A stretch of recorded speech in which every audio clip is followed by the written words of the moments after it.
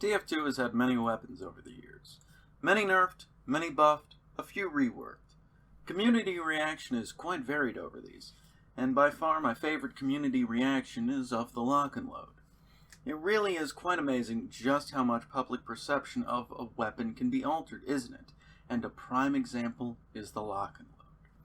I used to be a demo main around the time when the lock and load was getting all of its changes, and I never saw the OP-ness of the lock that was terrorizing pubs. I always just stuck to my stock grenade launcher. Now, first a little history of the lock and load.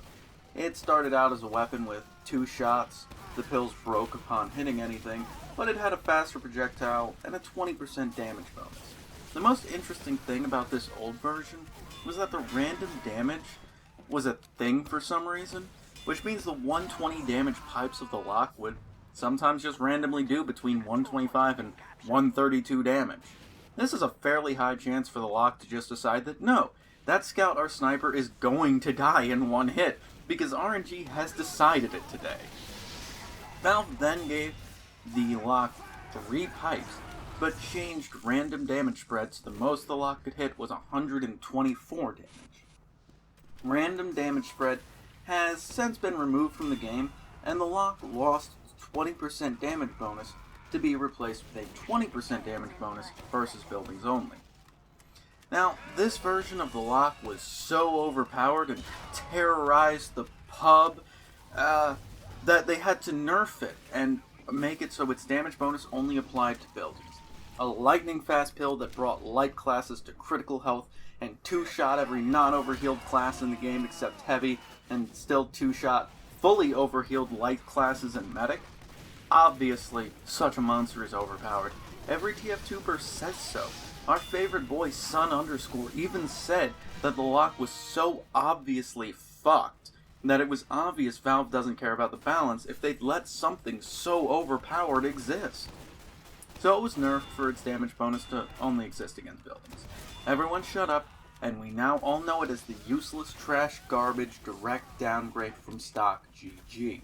Here's the funny kicker of the story though.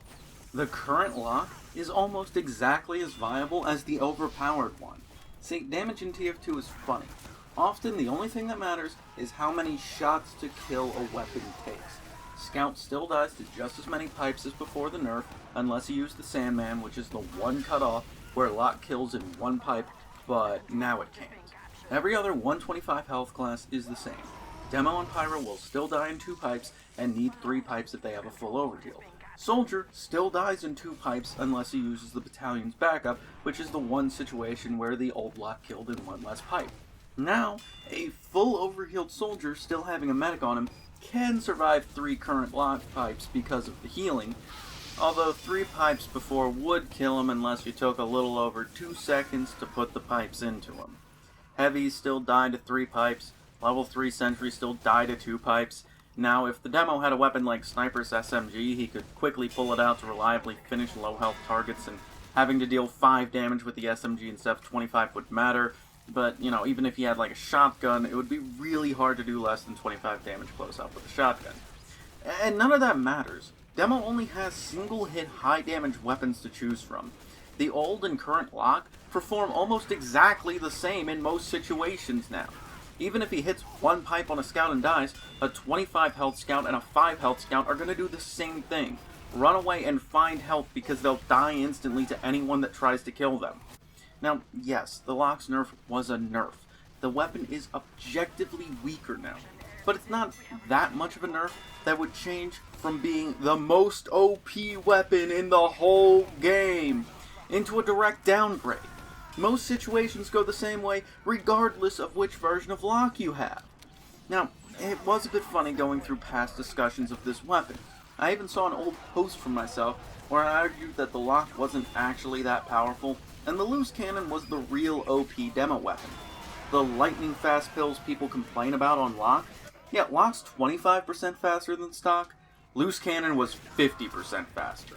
Double dogs did 141 damage, enough to one-shot any light classes, and with some random damage spread, with sometimes just one-shot a medic or a gunslinger engineer, because it can.